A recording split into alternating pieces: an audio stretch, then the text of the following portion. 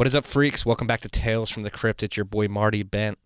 Actually recording this separately, this intro separately than when the actual podcast was recorded. Unfortunately, we had our episode with Eduardo Medina interrupted midway through because the guys at Barstool were putting together a Fire Flames rap song, basically coming at Michael Rappaport due to the aftermath of his fallout with Barstool Sports. Unfortunately, we did not catch the first half of the interview, but luckily we got kicked out of the studio. Not luckily got kicked out of the studio, but luckily after being kicked out of the studio, we were able to recover pretty nicely and have a very, very, very interesting conversation about Venezuela, its current state, how it got to where it is, and maybe how Bitcoin can help out going forward. So I hope you guys enjoy this conversation I had with Eduardo Medina. We're going to start it midway through, unfortunately, but alas, these things happen. There's nothing you can do about it. But I still think it's a very, very, very quality conversation that everybody should hear. So hope you guys enjoy.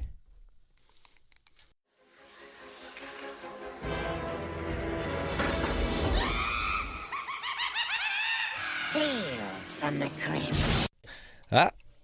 It looks like we have somebody joining us. Za is entering the studio now. He was telling me earlier he wants to sit on this. He just finished his dinner. He's going to join us, Eduardo, if you don't mind. Not at all. Welcome. Thank you. Yeah, so I guess what I'm curious to learn is you came to the States, what, in 2005? That's right. Yeah, 2005. And what was the environment like in Venezuela when you left? Obviously not as bad as it is now. What were the conditions like then? Yeah, it's been getting worse and worse every year for the past few years, right? And back in 2005, to put it in context, so Chavez came to power in 99, right? And things weren't perfect before Chavez, of course. The reason why he actually came to power. But by 2005, things weren't that bad. As part of the Venezuelan diaspora, I've ended up reading a lot about migrations and exodus and how that goes down, because it's obviously not particular to Venezuela. And it turns out that it's usually on like cycles and waves, right? Mm-hmm. The people who can leave first, they do, and then it goes by waves, and then as the situation gets worse and worse and worse, more people leave. So by 2005, it was the people who were paying attention, they could see like from far away, like, yeah, this is not looking pretty, and started leaving. But things weren't that bad back then. Yeah, Mm-hmm. it was still like a livable country, more or less. Right now, it's not the case at all. No, obviously not. Actually, if you hear the stories coming out of Venezuela, they're pretty heavy. Yeah, People eating out of trash and famine. Basically, would you consider it a famine going on, or close to it? I mean, because we could get down to the details of how do you actually define a famine, Mm-hmm. but yeah, I mean, people are starving to death to some points, right? So if that's enough of a data point to be considered a famine, then yeah. Fuck, man. And then, so who'd you come over with, or did you come straight to America, or Virginia, right? Yeah. Yeah, to Virginia. I lived in Virginia for about 7 years, almost 7-8 years. Mm-hmm. I came with my family. Yeah, it wasn't my decision at all. Like I was freaking like 14 years old back then. I didn't want to leave. But yeah, my dad works at the main oil. He used to work at the main oil company back in Venezuela. And as a matter of fact, by 2005, what had happened was that the first sort of hit the very first hit that the government received happened in like 2002, 2003. It was. What do you mean by hit? Well, okay, so it was a national strike that happened. Okay. 2002, 2003, and this national strike was actually not coordinated, but a big part of it was that the oil company, the nation-owned state company, they were like part of the national strike, so it was like a big deal. This company, which PDVSA it's called, they run the oil, and the oil is the main thing in Venezuela. So as they were part of the national strike, it was like a big deal. It was like for 2 or 3 months or something like that. Everything was like paralyzed, and it was an attempt to put pressure on to the government and looking for a change. Mm-hmm. That didn't turn out so well. It was messy. There were some deaths. There was some blood on the streets. At the end, like Chavez ended up resigning, but then came back, and it was a huge mess. But what was certain and true after that was that PDVSA wasn't the same after that. Okay. As a matter of fact, after that whole episode, Chavez like went on like national television, and like he actually fired like a bunch of people, and PDVSA this just wasn't the same. So by 2005, my dad was after that whole episode, he was definitely looking at other opportunities, and so we migrated with my family. My mom and brothers lived in Virginia for a few years, and now I'm here. The situation in Venezuela, though, at this point it's getting worse by the day, because it's worsening, right? Mm-hmm. By the day today. I mean, it used to be like every year back then, but it's hard to quantify it. That's one thing we were talking about when Za was on the podcast, that like it's impossible to quantify. You'll get to the point where it's going to be getting worse by the minute. Exactly. Not by the Yeah. day. It's crazy, man. If we're not there yet, because it's just there's no data. Like the official institutions don't release data, and when they do, it's not reliable. One thing I'm curious to see is like, do you think the failure of this Petro launch will delegitimize the government to a point where it's like, all right, that was like the last straw. Like it's finally like proven that this guy is so fucking incompetent that we have to overthrow him. Or I'm not going to put the onus on the people of Venezuela to overthrow their government. Yeah. But Yeah, it's an interesting question, because that's I hope that's what I hope. If anything, what has been happening in the past few years is that this mask that the regime had, it's been falling off. Mm-hmm. And it's gotten to the point after the events from last year that they lost a whole ton of credibility, and this Petro is like it's sort of the latest card that they're playing, and I do hope that if that turns out, that it just helps for the deterioration, right? yeah, we got Nate entering the studio as well. Hello. Welcome, Nate. Thank you for having me. I love this podcast. Well, thanks for joining us. We love having you on.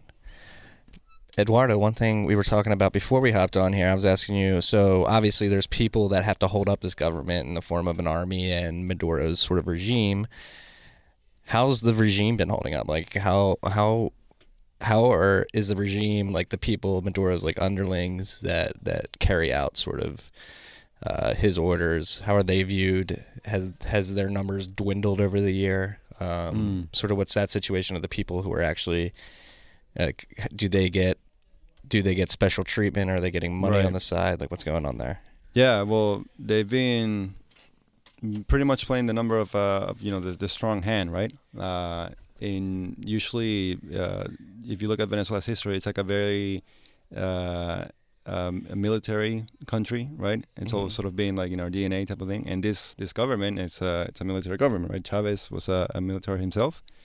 So right from the beginning, it was coming from that angle, From that militaristic sort of stance. right? Exactly. And it's still true today, of course. The military has been always sort of the card that, okay, well, if the military does this, then Maduro will fall, this and that. But at the end of the day, the people who are still sort of benefiting from that, which may be apart from the military, but also beyond. It comes down to they're just grabbing a piece of that pie, of that oil pie, and just basically trying to take advantage of the whole situation and getting some type of money from that. Just a kickback. Damn, man, it's fucking heavy shit. Like, I can't imagine. Like, that's what we were talking about. Well, So, like, we were talking about the famine earlier. Like, I don't want to call it famine. People just being hungry. Like, we can't imagine being like hungry like people are in Venezuela right now. I'll tell you what, Marty. I hopped in thinking we were gonna have like an upbeat conversation about like pumping up and stuff. So I was like all like feeling myself walking in here, like, hey, I'm gonna jump on the crypto podcast real quick, and then I've just been sitting here like, well, this is not what I expected at all. We're getting into heavy geopolitical situations here. Yeah, So I don't know if you know, Nate, Venezuela launched a cryptocurrency this week. No, I've been following it a little bit. I don't completely understand it, but Nobody does. It kind of took. I really thought I was gonna hop in and we're gonna be like, yeah, like high fiving. I was like, oh shit, I'm just gonna sit here and kind of listen for a bit. This is the reason why we have things like Bitcoin. Exactly. For situations like this. So this is probably a good segue. Thank you for providing a segue here, Nate. How can Bitcoin help in this situation, in your mind? Like, how do you... I mean, I don't think Bitcoin's going to solve Venezuela's problems, but you've obviously been driven towards Bitcoin. How long have you been into Bitcoin? I first found out about it about 2014 or so. Mm-hmm. It was during a hackathon. A friend of mine convinced us to like go to this hackathon, and it was like Bitcoin related, and I didn't know what Bitcoin was, and I was like, I have an idea, and whatever. It was in Las Vegas, so we ended up going.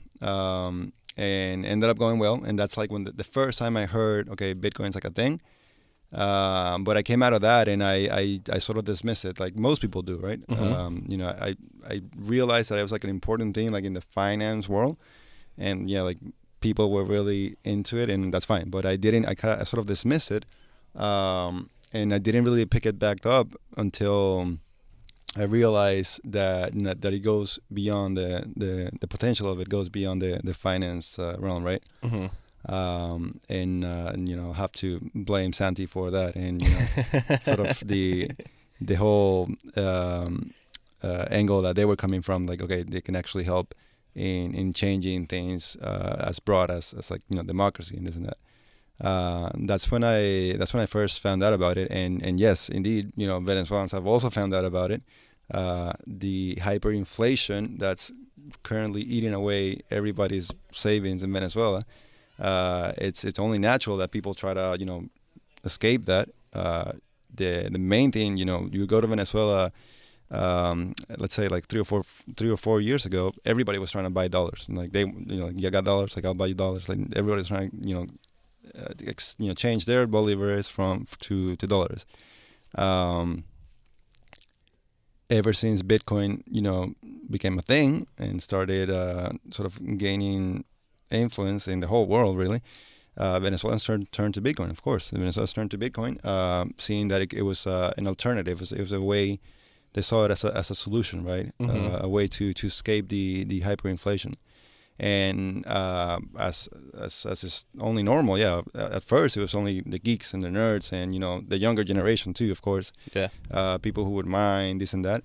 But it's gotten to the point where like my aunts were asking me about it. Really? Like non-savvy people. Yeah. Really? It's definitely gotten to that point. Like sending you a wallet address, like, hey. And I think that's important when the older generation realizes that, oh, this is kind of like our way out of the system, where it just adapts, and the older generation gets involved in it, and then all of a sudden you're not reliant on the government, and you can kind of take matters into your own hands. Right. Because I mean, something we should like be clear about is that Venezuela is an outlier right now. Like the situation in Venezuela, it's like it's extremely particular to its own case, right? It's an outlier in the sense that something like this would happen. Like the older generations. Maybe we'll have a harder time coming around to Bitcoin and cryptocurrencies. But when you're in a situation like the older generation in Venezuela is, then yeah, it changes the whole spectrum, right? Backed up against a wall, forced to adapt. If you offer, I mean, if you're facing a 3,500+% inflation and whatnot, if you offer anything better than that, then why wouldn't you? Yeah, exactly. And so one thing that's been going on is, so before Maduro launched the Petro this week, he was using, or this is the story that's going around, using the energy grid, sort of trying to find where people were mining Bitcoin and shutting those mining operations down. What do you know about that in particular? Right. As Venezuelans turned to Bitcoin as an escape to the whole hyperinflation thing, they started mining. Right. The people who saw that there was an opportunity there, started mining. The electricity in Venezuela is actually rather cheap, but unreliable.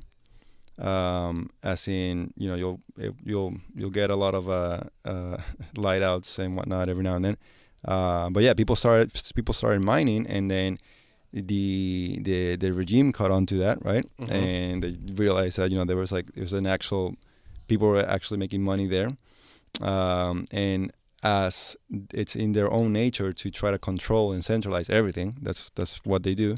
They started getting onto that too. So it started as every now and off cases, like, okay, they found this miner, blah blah, confiscate the whole equipment. It would usually be to basically bribe them, and you would get like ironic situations where they would confiscate the equipment and then ask the same person to help them install and blah blah. Really? Yeah, it's fucking A, man. Pretty ironic like that. But apparently it's gotten to the point where it's been more. It's just becoming more and more of a thing, right? Like they're actually going after, apparently, looking down, trying to hunt down the miners, and trying to get a hold of the situation, right? Mm-hmm. That's the regime. This regime, that's what they need to do. They need to they can't lose their grip of power, right? And so to do that, you need to control and centralize everything. They love centralizing. Do you think that grip's getting a little weaker? I hope so. Yeah. I hope so. It's hard to tell, but it's what's true is that when you're facing the type of economic disaster that's ahead for Venezuela this year, it's something you can't really put it to the side and avoid that or whatever, right? Mm-hmm. In the past few years, because Venezuela is such a heavy oil-driven country, whenever things were going wrong, if there was at least money coming in from the oil, then okay, you could sort of off-put the other things. But it's not always the case, right? There are highs and lows with the oil, the barrel price, and so that definitely influences what the regime can or cannot do. Mm-hmm. Just re-upping on the whiskey now because this is a heavy conversation. Yeah, man. I need a lot of that. So, I mean, Za, it's good to have you in the studio. So, listening to Eduardo now, how can you relate? Yeah. It all sounds very familiar. Yeah. The timeline, the process it follows. As I was mentioning before we started, that it's these models are called models for a reason. It's the same. Yeah, each situation will have its own unique things. So, for example, what's different between your situation and ours is you guys have oil. Okay. You guys have oil, and the cultural differences too. I believe Venezuela is a bit more violent than Zimbabwe is too. That aspect. So there's little subtle differences, but the process just sounds the same. But what I found interesting just listening to that was in our situation, I was curious with this whole presence of Bitcoin now in this present time. I'm just trying to imagine us going through those times that we did. Our situation was pre-Bitcoin. Mm-hmm. So it was 2008, and I believe Bitcoin started in 2009, right? Beginning of 2009. 2009, yes. Our Zim dollar collapsed completely in 2008. So it's interesting if we had this out. Yeah. For lack of a better term, this out in Bitcoin for our situation, it would have been really, really interesting to see how how that dynamic will play out. Yeah, because people have been using Bitcoin to get supplies into the country, right? Into Venezuela? Is that correct? They've been using it to buy Amazon gift cards, to buy goods to get shipped in. Yeah, absolutely. Because one of the problems is that you have this huge scarcity issue, right? So you'll have money. I'll send my family dollars, and you'll have money, you'll have cash, but then you can't actually find anything, right? You can't buy stuff. You can't find the food you need or the medicines you need. You can. Right, there's no way around that if you have cash or not, right? And so what some people are doing more tech savvy people, of course, because this is not something that anybody can do. They would rely completely on Bitcoin and then buy stuff on Amazon and have it shipped to deliver to Venezuela, and this be this whole complicated thing to get groceries or something like that. Yeah. Mm-hmm. I can't imagine having to work that hard to get food on the table. Yeah. Well, that's the thing. It gets to the point where right now Venezuelans, you don't live in Venezuela. You survive in Venezuela. You know what I mean? Damn. It's I like that. That's very true. That's it is. Very it true is. to our situation. It's hard to imagine it, even for me, right? Because I left in 2005, and I was still living. I wasn't surviving. I want to say, but it's a lot can happen in 10 years, 10, 12 years, and it's gotten to the point where you just survive, and it's not a coincidence. That's what you need to realize, right? This is not happening out of the blue. It's happening because they want it to happen. The regime, right? The whole premise is that they're following the Cuban recipe, and in this. What's the end game though? What is the end game for them? How are they that convoluted in the mind that are they that megalomaniac? Yeah. Are they megalomaniacs that are so self-centered that they honestly believe that they should have everything? Pretty much, yeah. No, it comes down to the money being a very true factor. Money can definitely corrupt you, and it gets to the point where there's so much money in Venezuela with all the oil that's just sitting there that gets people corrupted, and they're just corrupt to the bone. Corruption ends up being the core issue, and for them it's they have the grip of the power right now, and there's they have the money, and if they let loose, they can't just really just walk away and then live a happy life, and there'll be consequences after all they're done. Yeah. So they can't that's. Yeah, we saw what happened to Gaddafi in Libya after he got run out of his right. His dictatorship went down. Right. The dude got a knife to the asshole. It's not a good way to die. Right. Right. Yeah. You want to get dark, so. Down to get dark, but let's get more optimistic. Let's change the tone here. Okay. Let's get back to Bitcoin. You discovered Bitcoin in 2014, you said. Mm-hmm. And you work for Democracy Earth. You're trying to bring an open source democracy. So let's spin this into Democracy Earth. How is Democracy Earth? That's what the project you're driven to. Yeah. I would imagine you're driven to it because of what's going on in your home country. Why are you inspired by Democracy Earth? Well, okay. Let me put it this way. So in Venezuela, I was born in 1990. So for kids my generation, we grew up in that Venezuela where the word revolution was always in the air, right? Mm-hmm. We don't really know anything other than the Chavista period, the Chavismo. And because of that, elections, the election day, they were always a very big thing. It was just the situation we were living in, right? With all the political unrest and this and that, elections were always a very emotionally charged day, and it was a thing. We thought it was the way out and blah blah. That's obviously not. I mean, it hasn't worked out. It wasn't the case. But for me, always looking at democracy from that lens. Mm-hmm. Elections were always a very voting itself was a very interesting and important thing for me. And I was telling you the story of how I heard about Bitcoin back then in 2014, blah blah. It was more for it was a kind of fintech hackathon. Mm-hmm. Never thought of it and from the other angle. And then I started sort of looking into what Santi was doing back in Buenos Aires with the Partido de la Red. Mm-hmm. And the way they were proposing a new way to look at democracy, right? Democracy for the 21st century, they were saying. And then that sort of evolved to the point where, okay, Democracy Earth, it was actually going straight at or looking at Bitcoin and the blockchain as a technology to use as a solution. And it was because of the combination of all these factors that that got me definitely drawn into Democracy Earth, right? Yeah. And I see what's happening in Venezuela, the elections and the voting itself, and what it meant to me, and then the potential that this blockchain voting could have.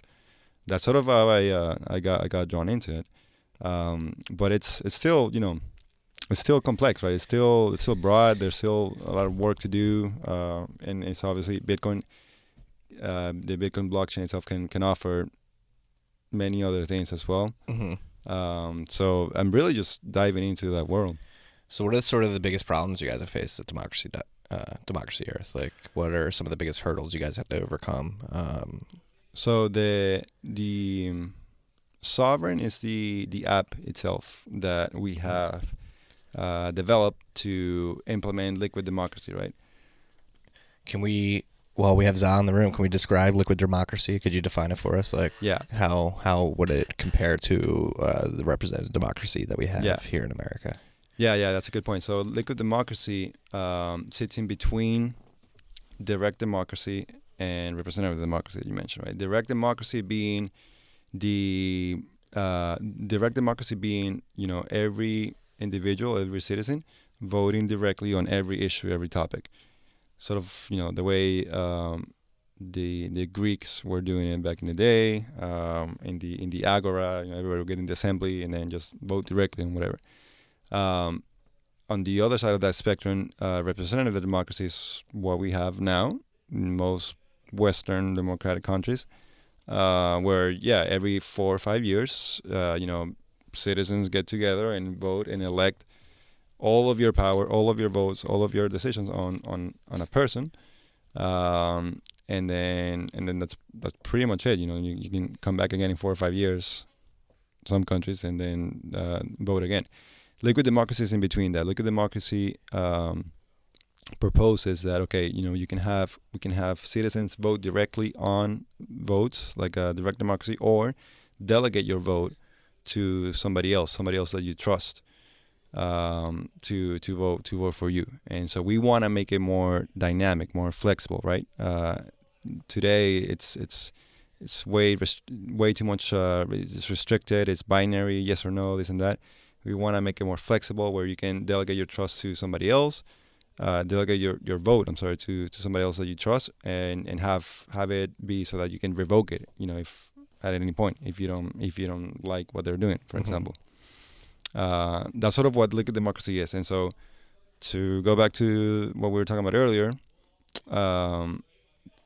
for democracy itself, right now, Sovereign itself is the app that we have developed that implements liquid democracy, from a very basic sort of standpoint, and the main challenge that we have ahead is actually implementing it with the blockchain component to it, right? Okay. We want to offer while using the blockchain component, we can offer that incorruptible feature, right? Which is what we're going for. I keep mentioning corruption as the main problem in Venezuela, and the corruption is what we're trying to eradicate, or at least tone down. Yeah, and that's what I was talking to Santi about today at lunch. He's very excited for the Lightning Network to come and sort of experiment with that and see if you can use micro transactions as quasi like colored coins to vote with. Yeah, absolutely. We're excited about that. Yeah. And then, so what's it been like building this? Like, what's the type of research you've been doing? What type of technologies are you guys working with on Sovereign? And obviously you want to hook it into a blockchain eventually. It's not, you guys have not hooked it up to a blockchain yet. That's right? what we were doing right now. That's what we got to do there. And it's quite a challenge, as you can imagine, because we got to acknowledge and recognize that the blockchain technologies, the blockchain space right now is still somewhat at an early phase, right? Yes. And so there's a lot of exploration and research that we're doing right now and that we still need to do. But it's been fun. Working at Democracy Earth has definitely been fun. Like I was telling you earlier, the team itself has been distributed from the very start. So being an open source project, that's distributed. That itself comes with some benefits, but some challenges as well.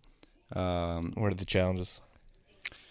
Well, you gotta get right the communication, for example, right? And being able to work in a sync way, which I think we're doing pretty good about.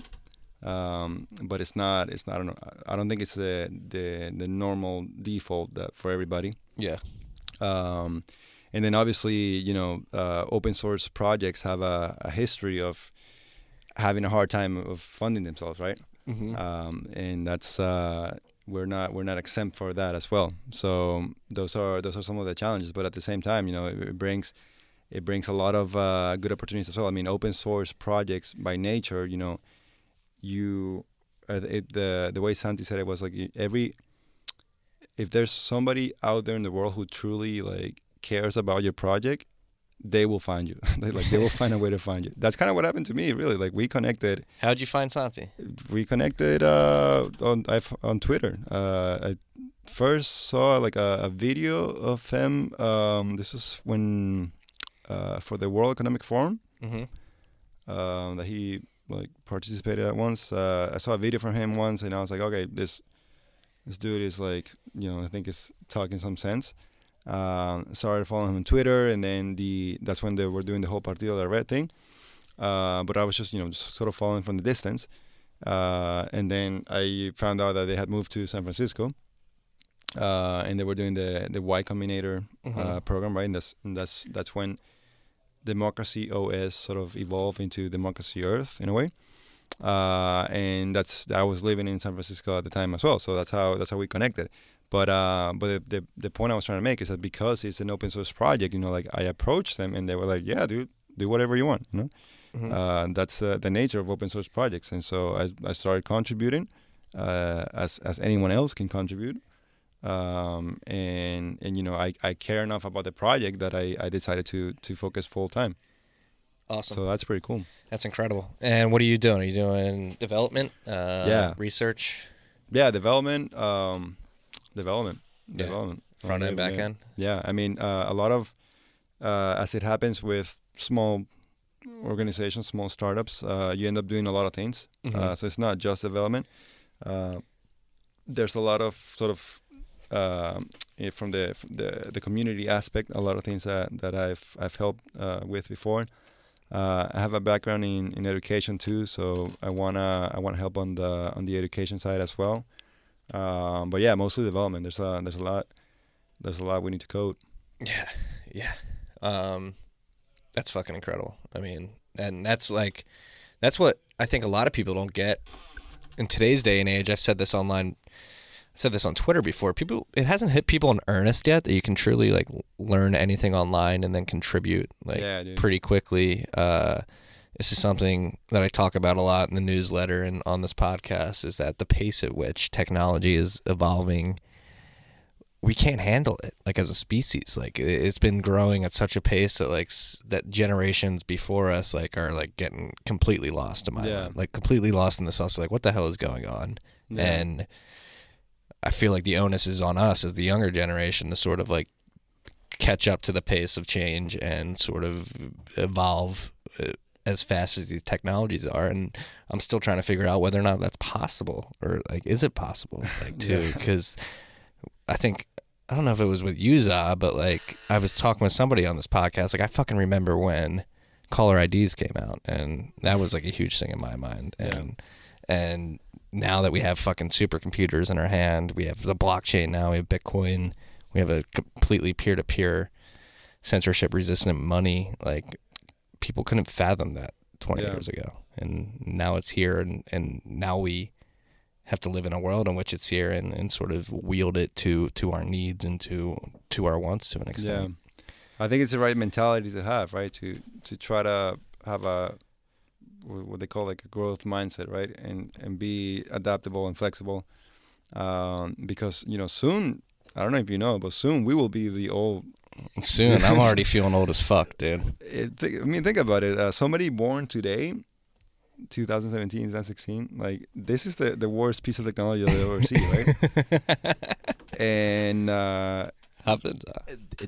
They won't know what a CD is.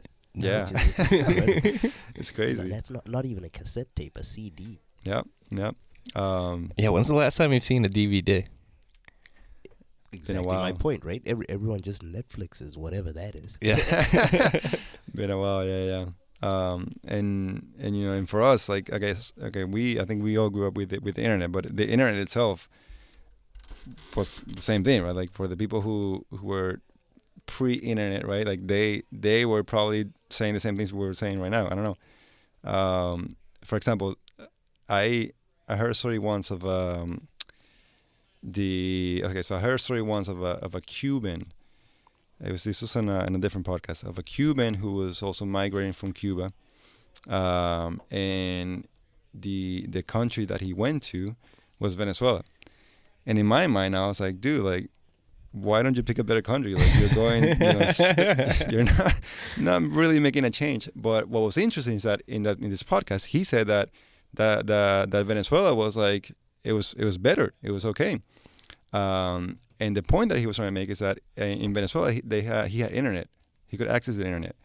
And so, to me, I think of it, and okay, the Cuban Revolution, that happened back in 59 or whenever it was. Yeah, the 50s when JFK was still around. And back then, the internet wasn't a thing as it was in 99 when Chavez came in, right?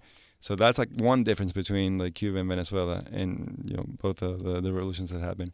And it's true, maybe because there was actually there was internet by the time Chavez came in, that changes the whole thing. We were already using that technology, and that sets us apart from what happened in Cuba, for example. Yeah. I don't want to equate it like, I don't want to say like the fact they had the internet puts you like in a better place. Man, maybe it does, but like the repercussions of the regime are just as dire, Yeah. And it's a good point too. How do we solve the world's problems, guys? Are we going to solve the world's problems tonight? That's what I want to know. I can try. Exactly, we can give it our best shot. That's It's a bigger conversation of. So this is one thing I can dive into with you two is. You guys are immigrants. You moved to America like midway through your lives. Like, how would you, like, what is your take on America right now? We've got Donald Trump as president. We've got a butt ton of debt. We got a bunch of people watching Bravo. Some people are saying we're in the bread and circuses phase of our empire. What would you guys say as outsiders coming into this country? Zal, I'll let you go first. It's. Honestly, it's not as bad as people make it. I guess it goes back to the whole exposure thing. It all depends on what you're used to and all that. So, if I'm comparing this situation to the situation that I ran away from at home, it's a no-brainer. Yeah. It's way better. So it all comes down to that whole exposure. Yeah, I can. The thing is, I've been here long enough. Well, and I believe both of us have been here long enough to see, to actually witness these changes and stuff. So you can relate to what people are saying around here. You can see what they mean. That with Donald Trump in, you compare that to when Obama was in. Before that, George Bush and all that. You can relate to that. But comparing it to the situation that you ran away from at home, light and day. Yeah, it's a no-brainer. Right. Yeah. It's all relative, right? Mm-hmm. Because I'm not particularly happy of the situation in the U.S. right now. Well, like with the current president and all this and that. But yeah, I mean, coming from what I've seen before, like I lost trust in the government a long time ago, right? Mm-hmm. And we've had clowns as presidents. In Venezuela for a while, so it's not nothing new to me. You know what I mean? But yeah, I mean, I think as an immigrant in this country, like I think the U.S. has given me tons of opportunities, and I'm grateful for that. Mm-hmm. And as Zah says, it can always be worse. Trust me, it can always be worse. No, obviously it can. I'm just worried about everybody getting complacent That was one thing growing up playing lacrosse with the coaches that I had. One thing that they continually drove to us is don't get complacent. Don't get complacent. Right. Don't ever get complacent. Don't ever think you're the best. Yeah. And I just worry that at some point, in some regards, we're getting complacent here. And I don't know if it's a fact that, like, so, it comes down to our government. In my mind, politicians are some of the scummiest people on earth. Obviously, our politicians are not as bad as your politicians. Maybe they are, but they don't have the powers to wield like your politicians do. Right. But I don't trust a goddamn politician as far as I could throw them. Like, and that's something that like it's just been time after time again. They promise you the world and then give you the complete opposite of what they promised. And that's one thing I worry. Like, even though we have a great here, I mean, who am I to fucking complain? Like sitting here talking with you. But you should. That's the thing. I mean, you don't want it to let it get to the point where Venezuela or Zimbabwe is. Like, that's the thing. Like, you don't want to be us. Yeah. You should feel worried, and you should complain, and that's the whole point of democracy, right? Everybody can express what they're thinking. Yeah, and that's one thing. Yeah, like I said, that's one thing I worry. People are getting too complacent here, and it's a weird time to be alive. It is. It is because we're really. It seems we're witnessing a paradigm shift, right? With the internet and with technologies like the internet and the Bitcoin blockchain, this and that, it seems to be a higher level, like macro change from like one place to another. So it's not specific to Venezuela or Zimbabwe. Like maybe Venezuela is like more ahead of in the down the path. But it seems to be like a higher level sort of change that's happening, right? Yeah, I almost feel like it's a consciousness change, like within our species, like fucking as humans. Like I could just like with Twitter in particular, like you can reach out and connect with anybody. Like it is an empathy creator. Like I've talked about this before, but like it is just like the access to information and access to other people around the world that we have right now. It's like, holy shit. Like most people on the internet are realizing like, hey, we're all just people with the same needs at the end of the fucking day. And a lot of people are realizing that they see eye to eye with people they otherwise thought they wouldn't if they didn't have the internet, and that's because the narrative, nobody controls the narrative anymore. The narrative plays out online and it's a free-flowing thing, and it's so dynamic too, right? Constantly changing too. It's crazy. It is. And that's one thing I'm very interested in, and is the paradigm shift that we're living in, and trying to help people realize that we are living within a paradigm shift. And I don't know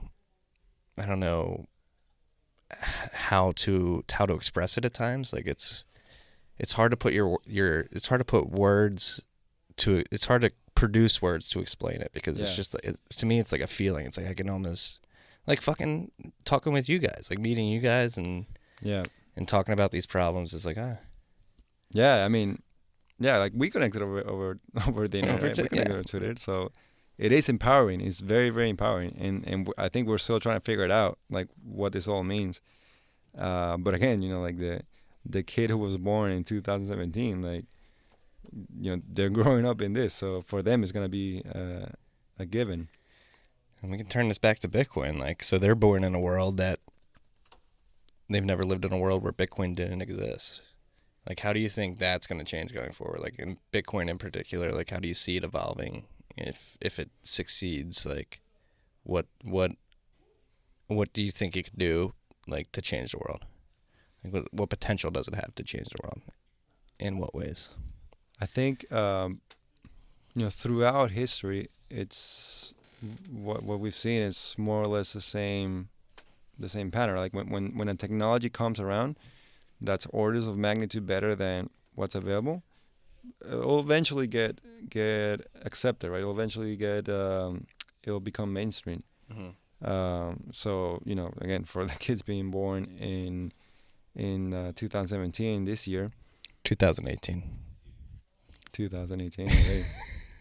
As Andreas has said it before, the one and only, when you present it to them, like, okay, you can either go to the bank from 9 to 5, Monday to Friday, blah blah blah, or you can do this Bitcoin thing, anytime, anywhere, blah blah board. It's gonna be a no-brainer for them, and it's I mean, I'm not a history expert, but I think it's just what happens when a technology is better than the other. It eventually takes over. Yeah. I'm one of those optimists on this topic with how Bitcoin is going to impact impact the future, and I mean, with the growing importance of the internet, everyone's on the internet now. It's only, I feel like it's only a matter of time until we take our financial institutions to the internet, which means, Bitcoin, as it becomes more mainstream, as people learn about it, especially in situations like ours, it'll start in situations like ours where, we have no other option. So the next country to have like a financial crash when Bitcoin is actually now, steady and mainstream, they probably, that's going to be an option. That's going to be a solution, and it's there. Why not take it? Why would you go through the suffering and pain that Zimbabwe went through when we had no access to money? Yeah. But if we had Bitcoin at the time, that's and it's mature and people trust it more. It's an option. That's a great point, because people aren't going to revert to those shitty things that led to the problems that they got. And I mean, Satoshi, he created Bitcoin as I don't know if it's a direct response to the financial turmoil of 2008, the world financial crisis of 2008, but he fucking hashed it into the Genesis block. Like, exactly, yeah. Like the chancellor on the brink of second bailout of the banks. Like, he made an overt statement right off the bat, like, we can do things a better way, and hey, this is Bitcoin. And it's a very powerful statement, yeah. Really? It really is. It's like... And it's crazy that we live in a world with Bitcoin, and this thing just came out of nowhere. Let's get into Satoshi narratives. Who do you think Satoshi is? Do you think it's a person? Do you think it's a group? Do you think it's an AI? Do you think it's an alien? Satoshi's all of us. We are Satoshi. We are all Satoshi. We're all Satoshi. Yeah. I like that. I don't know if it's an AI or group or a he or she. But it doesn't matter. That's the thing. That's a beautiful thing of it, right? It doesn't matter who Satoshi is, because that's the whole point. Him or her or them remaining unknown just sort of allows and unleashes everything that's happened, right? Yeah. So I'm not worried about it. I'm not, if he or she ever comes out later, it'll be like quite a thing, quite an event. But for the time being, it's probably better if they remain unknown. Yeah. Definitely.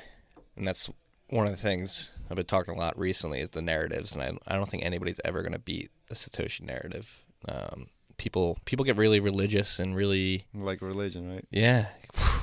Like, there's going to be a religion made that revolves around Satoshi. Not in our generation, I don't think. I think like 2 generations down. And I'm not a religious person. Like, I grew up Catholic. I was raised Catholic, went to Catholic school, went to Catholic high school. Yeah.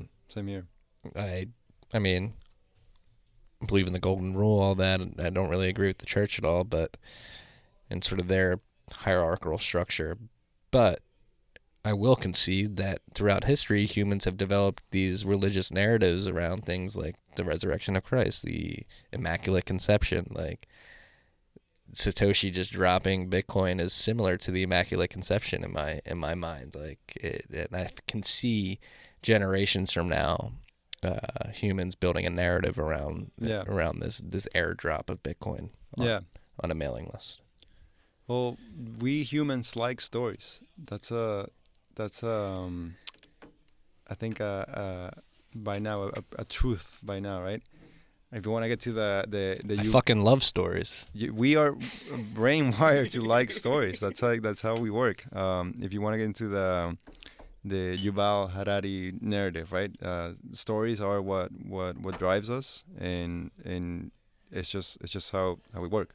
What narrative is that? Yuval Harari, the author, he wrote the *Sapiens* book. Okay, get into that a little bit. What's going on there? Sapiens. It's a book that was published. I don't know when it was published. 5-6 years ago or something like that. This is a New Tales from the Crypt Book Club book. Go up and pick it up, Sapiens. And it's a pretty good book. Yeah. It's a pretty good book. He actually came up with a sequel to that that's just as interesting. And anyways, one of the points that he makes in the book is that humans are the way that we can cooperate and work together. It's because we are, we like stories. Like we are driven by stories, and everything is a story when you kind of think of it. Like money is a story, religions are a story. At the very core of how we work, narratives sort of drive, the way we function. Are humans dumb? Are we dumb to an extent? No, obviously not. I'm speaking into a microphone that we're gonna record this and put it on the internet. We're smart to an extent, but we're dumb to an extent too. Right? Yeah, it's a double-edged sword. Yeah, and we're driven. That reptilian part of our brain still drives a lot of what we do. Yeah. We can take a break and think about what we want to talk about. Well, if you want to talk about books,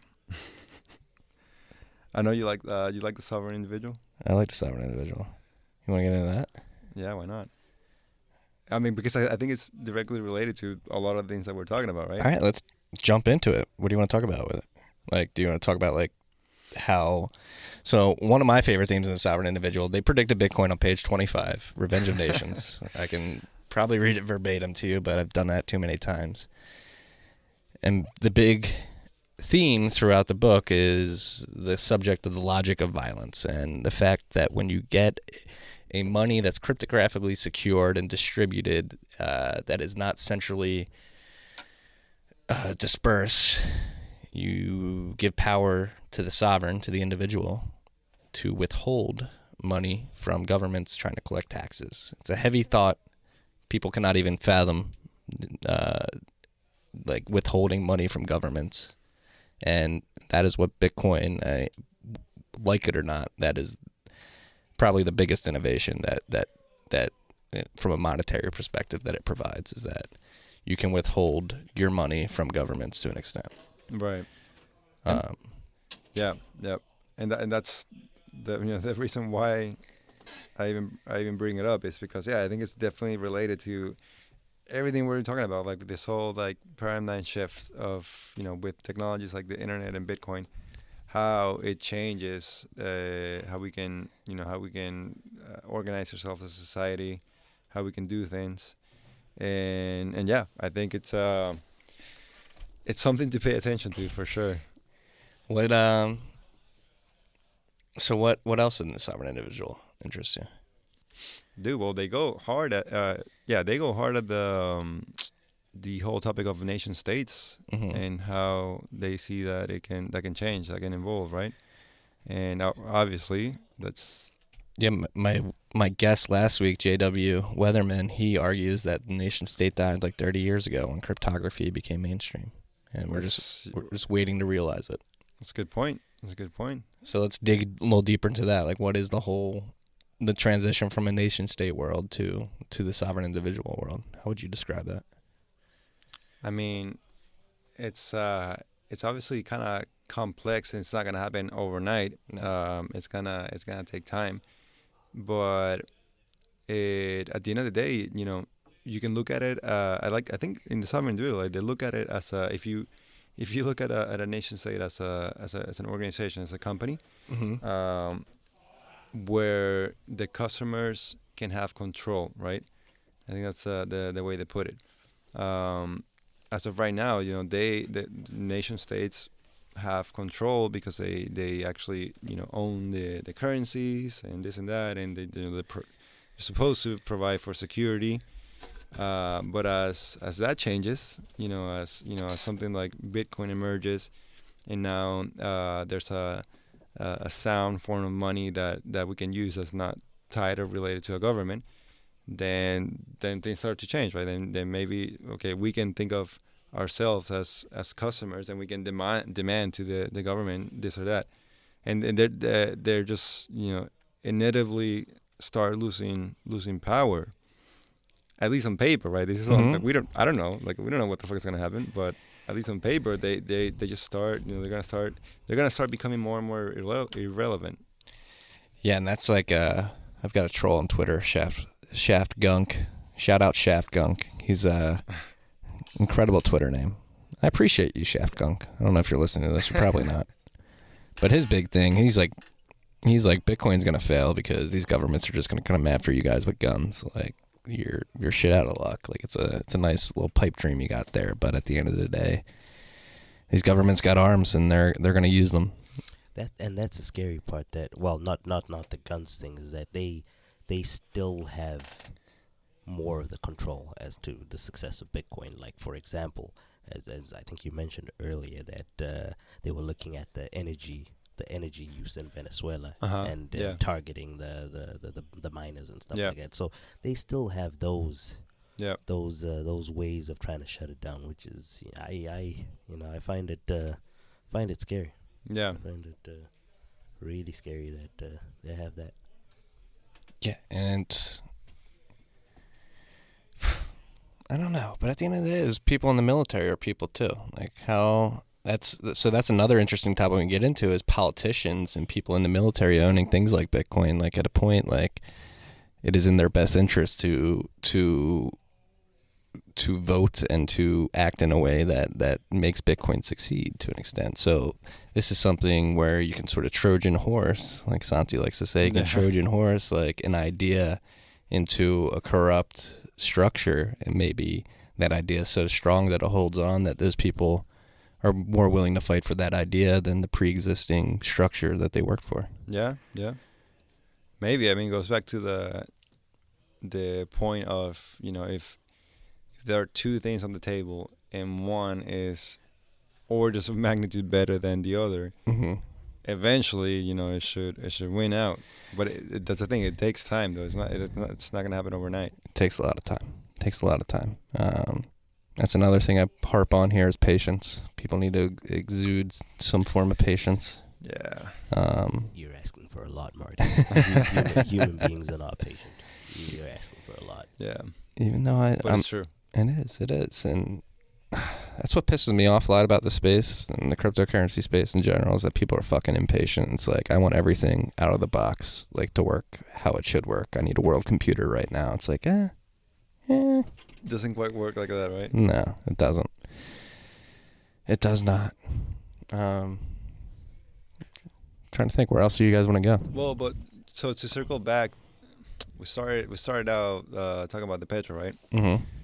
And so to circle back to the Petro and how that relates to everything we're talking about. The Petro, like it's kind of boring in a way. Like it's a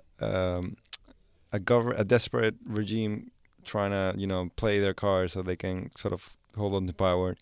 But when you look at it from the higher level point of view, it's actually not that interesting. Like it was news this week, but it's probably gonna die off or whatever.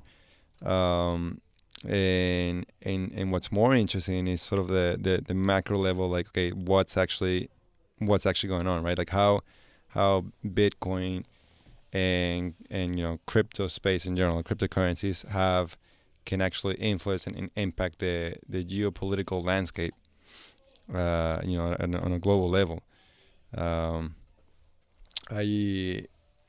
Naval was tweeting about. Well, I mean, he's always tweeting, but he was talking about how the real movie to watch is the whole like elites versus the masses. Mm-hmm. I don't know if you saw that tweet. I did not. And I think there's a lot of truth to that, right? Because it's sort of what's happening in Venezuela, but Venezuela may be an outlier in a specific case in itself, but it's happening at a global level. It's a symptom that can be seen more or less from anywhere in the world. Yeah, I think I'm going to add some more books to the book club here. I think Nassim Taleb's Inserto series has really opened up people's eyes to the intellectual yet idiot sort of class. Which one? What's it called? Inserto. It's a series, so it's Fooled by Randomness. The Black Swan, Anti-Fragile, and now Skin in the Game. That's coming out soon. Has not come out yet. Okay. But basically what he talks about is he's got a probability and statistics background, and just talks about how a lot of the world is run, or a lot of what we do in the world is based off of models created by intellectuals or academics that think they know how the world works, and they've got these models that they plug numbers into, and in particular economists, central bankers who are trying to predict growth and inflation rates. They use these models that have no connection. I mean, they have somewhat of a connection, but at the end of the day, you can't model out growth, and you can't model out sort of how the world's going to evolve. And a lot of people are trying to do this, and it's like people are starting to wake up to the fact that these people that we depend on to make heavy decisions like monetary policy and geopolitical policy for us are basically using information that has no semblance of reality to an extent. And more people are becoming aware of this fact that, hey, these fucking assholes that have been telling us what to do for the last few decades actually don't have a great idea of what they're doing. And I think you two know that better than most, obviously, with how your currencies have been depreciated. But sometimes I feel like here in America we're frogs boiling in water because we're letting these intellectuals sort of drive decisions, and old people from an old world drive decisions that really aren't going to work out in this new paradigm that we're living in. Dude, but we're all frogs.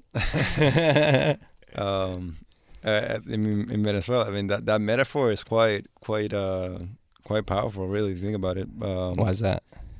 Well, I mean, in Venezuela, it's the same. You know, we use literally the same metaphor, right? Really? Yeah. It's not. So, I find it interesting that you think, you know, that right here, right now, like Americans are frogs in a boiling water. Because I mean, I can say the same thing about Venezuela, and then maybe it's like the same thing about Zimbabwe. So it will be interesting to see. I'm a pessimist to a degree. I mean, I'm trying to be hyper aware. I like to see you as a realist. Yeah, You're not. I don't think you're pessimistic at all. No. I would agree with you.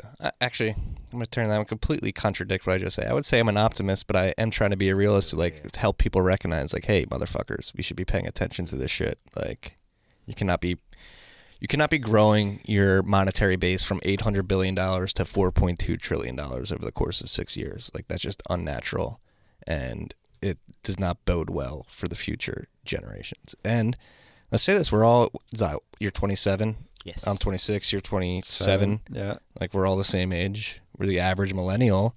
And this is the fucking world we got to build. Like, this is the world we're going to, like, move into. Like, what's our stamp on the world going to be? Are we just going to let things happen the way they have been happening? Or are we going to push that paradigm shift faster and harder than generations before us could imagine? And I am for the latter. I would really like to change things not as quickly as possible, but like as drastically as possible over the course of our lifetime, because I think it could be better. Right. Obviously, it can be better. You can never get fucking complacent. Like, yeah, right. I mean, I think we have to go for the latter because of, you know, well, we know that things are not working, right? Yeah. I mean, maybe it doesn't matter, like, we're 27 right now, but if we happen to live in a world where, like, things were working, then we weren't thinking about this, you know, like, we'd probably be doing, like, I don't know what regular humans do, trying to have a good time and this and that. And so I think it's because of where we are right now, the situation, like the times we're living in. Then, yeah, of course, we're going to try to look for better solutions, better alternatives. Yeah. To quote the sovereign individual, understanding the way the world works means developing a realistic intuition of the way the human society obeys the mathematics of natural processes. Holy shit. Reality is non-linear, but most people's expectations are not. To understand the dynamics of change, you have to recognize that human society, like other complex systems in nature, is characterized by cycles and discontinuities. Whoa. I don't know. Whoa. I mean, that's exactly what I've been fucking preaching, is like, we just need to realize that this world is changing faster than we expect. Like, our expectations are linear, like you said, And this change is parabolic. I mean, yeah, that's what we were taught, right? Like, at least I was. You go to school, you get a degree, yeah, you get a job, you pay off your debt, you get a family. And your curriculum is supposed to be like this linear representation of, like, you know, this next job or whatever. And it's just not the case. Reality is non-linear. And I mean, I think to the degree that each person or individual can cope with that, then yeah, you can make sense out of the world the way you want to.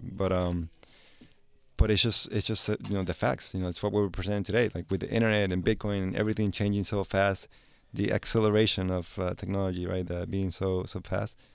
I think it's what we're sort of thrown into, right? Yeah, and that's why we're in the studio right now, to try to make sense of all of it. Like, what the fuck is going on? Yeah, wish we knew. That's crazy. Oh man.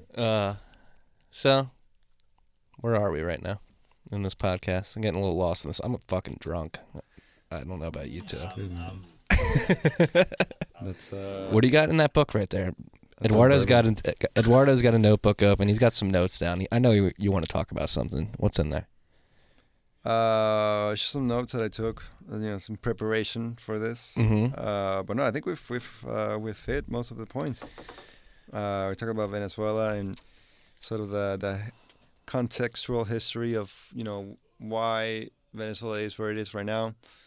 And when you look at the Petro from that optic, you know, from with that lens, and yeah, you can totally see that the Petro is just you know, another card that the regime is playing to finance themselves and trying to, you know, bypass the sanctions, the U.S. sanctions, and this and that. And it's nothing new. It's nothing new. Did you know they've tried something like this before already? As a matter of fact, I did not know this. Venezuela?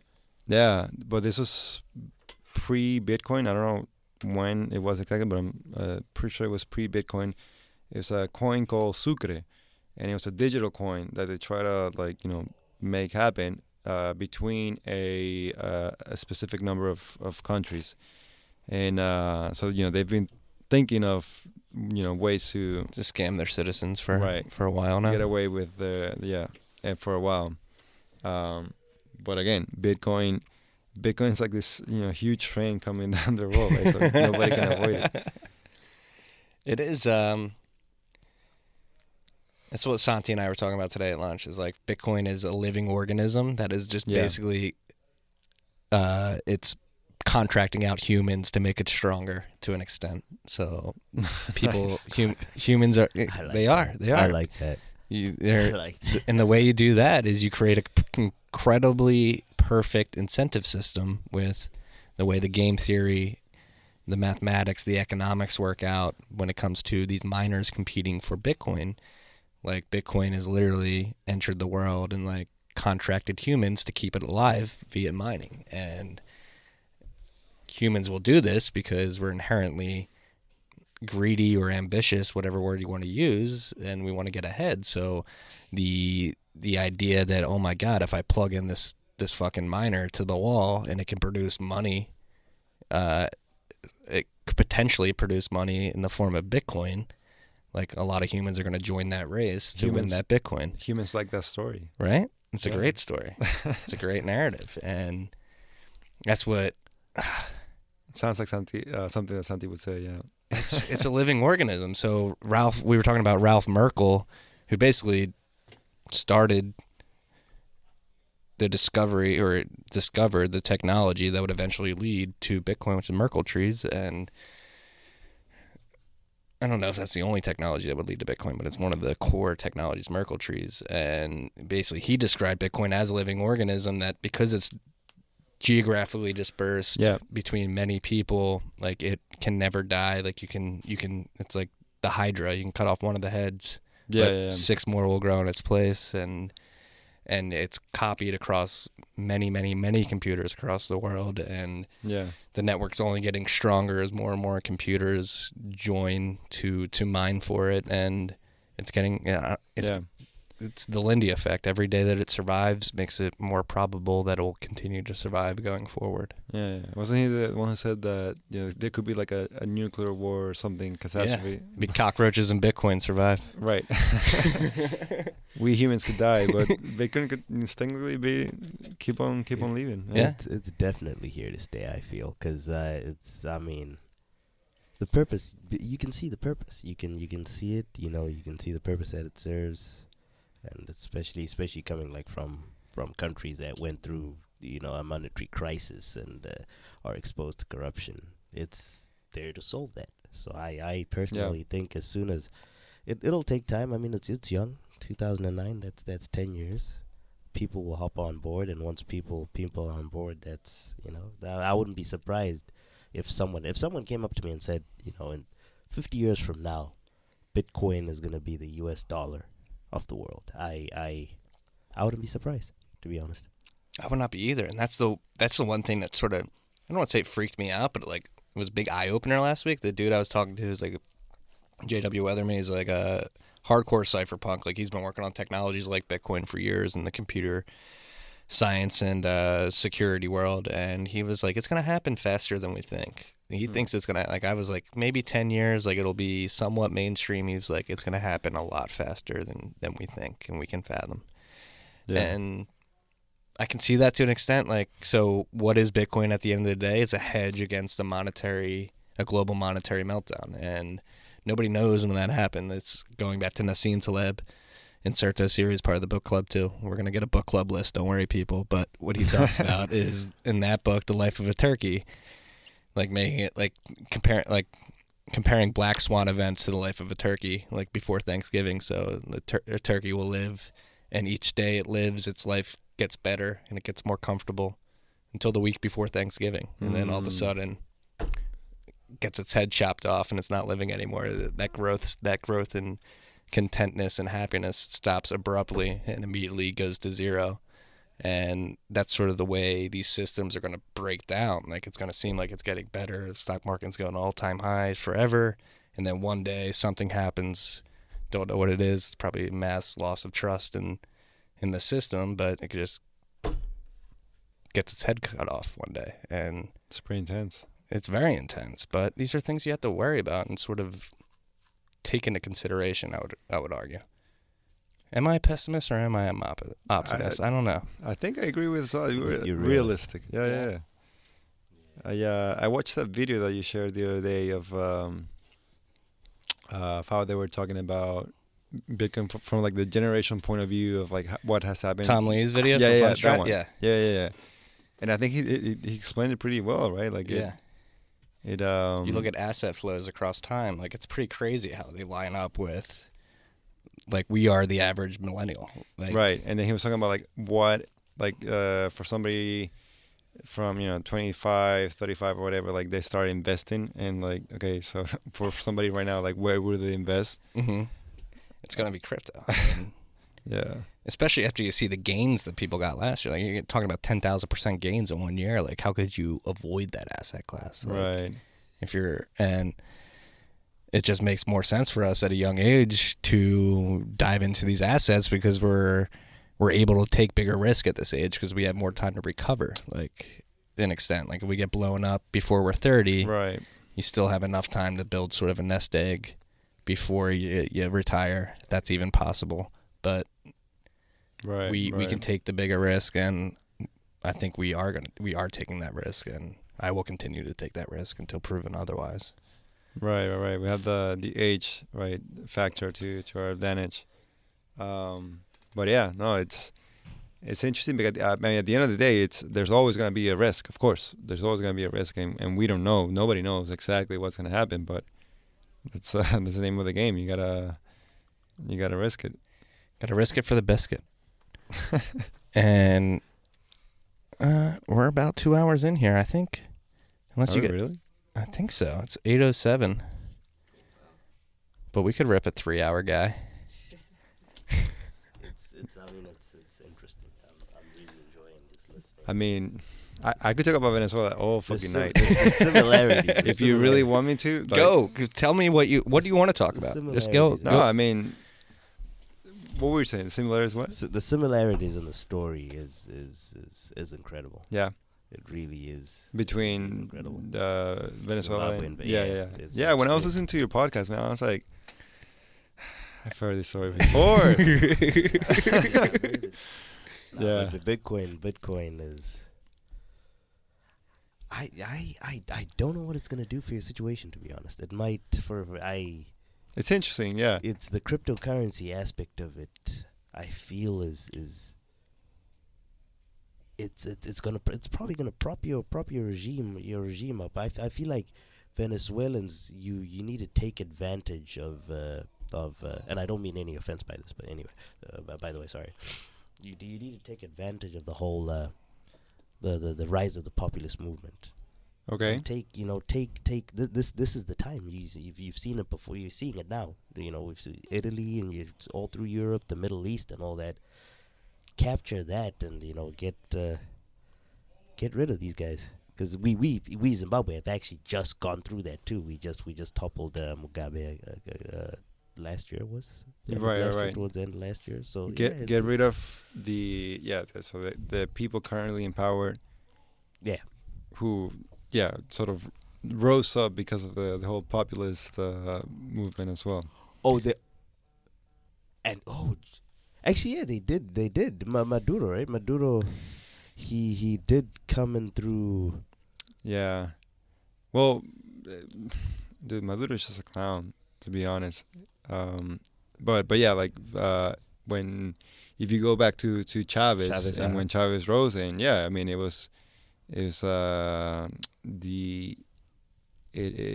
offered or showed all the factors that you need for, like, this what a populist movement can be, right? It was this person from that came from the bottom, low income, rural family, blah blah, promising change, promising this and that, and Venezuela was at a point where change was needed. Like, it was the pyramid that had been formed because of the whole oil centric economy and all the clientelism. Do you know, is clientelism a word? Do you know what I mean by that? No.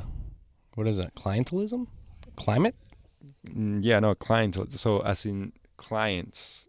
So like I think it's a word in English. Yeah, clients is, but I've never heard the term clientelism. It's just buying votes. So you will vote for me if I build you this basketball court that you want, for example. Yeah, that was like the way things worked back in the day and still work right now in Venezuela, and it's also true for other countries in Latin America. And there's this, it was like a huge pyramid of clientelism that was established in Venezuela, and Chavez was elected basically to dismantle that. Like, he was sort of singing and proposing all these solutions for a change and a revolution and this and that, and of course end up all being vaporware or fake. But that's how we got to where we are right now. Power corrupts, man. Definitely corrupts, man. And that's why for resource-rich countries, and I keep going back to this whole like resource curse. It's been studied before, and it's just what happened. It's happened to Venezuela. It's happened to other countries, and the money will corrupt people. Is that why you're sort of drawn to Bitcoin? Is because there's no one in charge? There's no one person to corrupt? Have you thought about this before? Yeah, no, absolutely. I mean, I think that decentralization aspect of Bitcoin and cryptocurrencies in general speak to me and speak to anyone who would sort of anyone who has been through the situation like a Venezuelan would, where you lose all trust from the government, and the central banks and this and that, and your currency is worth nothing. It definitely speaks to me for sure. Mm-hmm. I think it can play a part of what can come in the future. Even in Venezuela, like what you see right now, part of the dissidents group. The various dissidents groups that are sort of like rising in Venezuela, they look at it from a network perspective. Like, you know, they're starting to change their mentality, and they're trying to move away from, you know, like, oh, the 1 leader is going to come, is going to save us all, like 1 leader, this and that, in this pyramid structure. And they're starting to look at it from a different angle. Okay, like we should, you know, we can be networks, human networks. We can work as sort of check and balance the system together without needing to depend on one person. Right. And have it be so that it's way more decentralized. And so, yeah, I mean, that definitely speaks to me personally.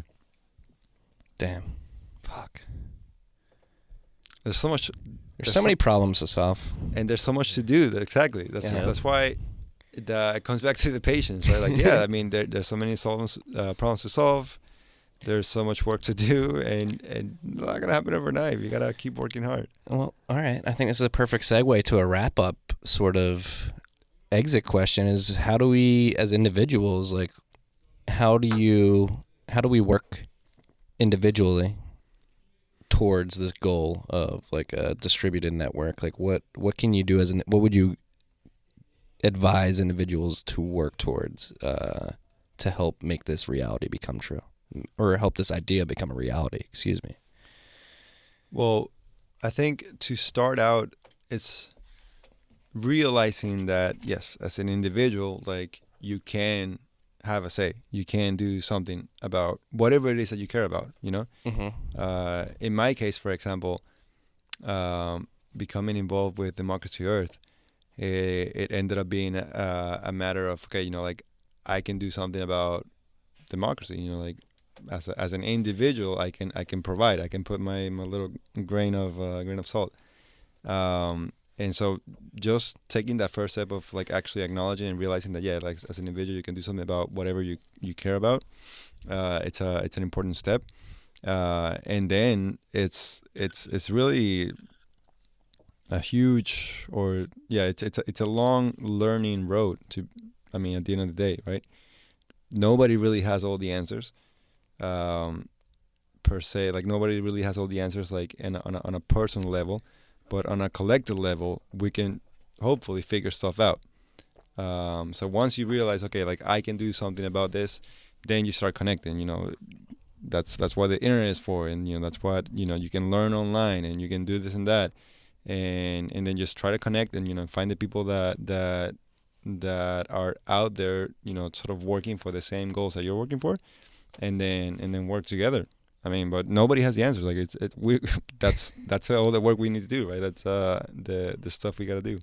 Figure out how you can best contribute and work towards that. Zah, you got any advice for the people out there? Buy I Bitcoin. mean, sorry. That yes, that. It's. I mean, it's courage. You know, you just got to be courageous, and I mean, and I know, like, the situation in Zimbabwe doesn't really harness that. It's very hard to actually capture that aspect of it, you know, because it's a society, it's a suppressive society. So, you know, it's just being courageous. I don't know how, especially. I don't know how, like, the institutions, how quickly the institutions will adapt to capture that aspect, because I mean the generation, our older generation, are they because of our medical advancements and stuff like that, are living longer. We in Zimbabwe, you know, being 40 years old, 50 years old in politics is very young, and these are the people that are, you know, the 70-year-olds are the ones that are making decisions for us.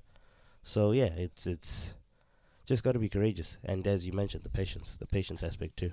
Mm-hmm. You know, change takes a while. Yeah. And, you know, you just got to stick with it. Sometimes it'll look like, you know, you're hitting a dead end.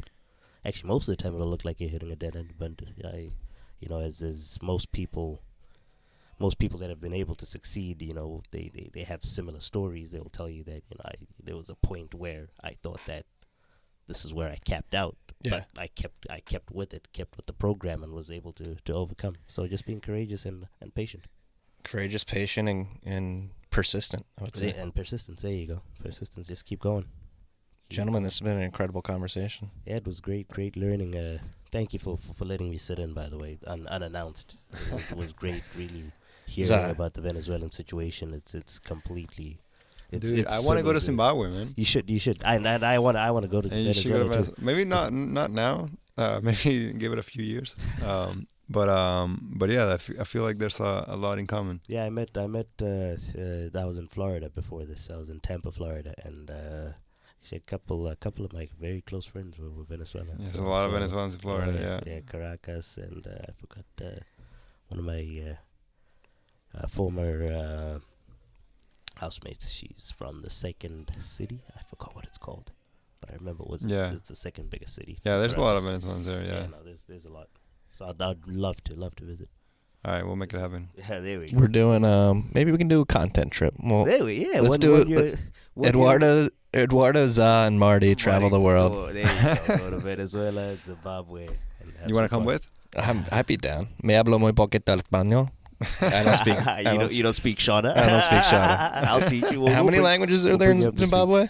So there are two major. Well, three counting English. So two native tongues. Mm-hmm. The natives of Zimbabwe. Then depending on the part of the country that you're in.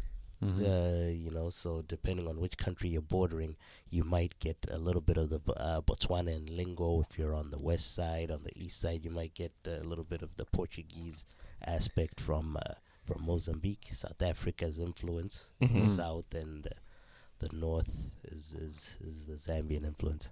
Yeah. But our ones that are, I would say, the three major Zimbabwean languages are English.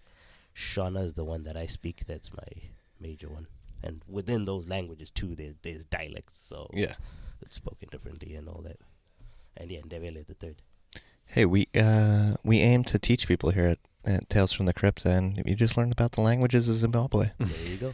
And we learned about a lot tonight. And we're going to wrap it up here because we've been here for a while. Eduardo, where can we learn more about you? Yeah, you can find me on Twitter. It's at Medied. It's MEDIED. And yeah, definitely check out the work we're doing with democracy.earth as well. I'm easy to find. I'm online. And my Twitter, just because of the nature of what I do, should not be taken literally and seriously, just because of the nature of what I do.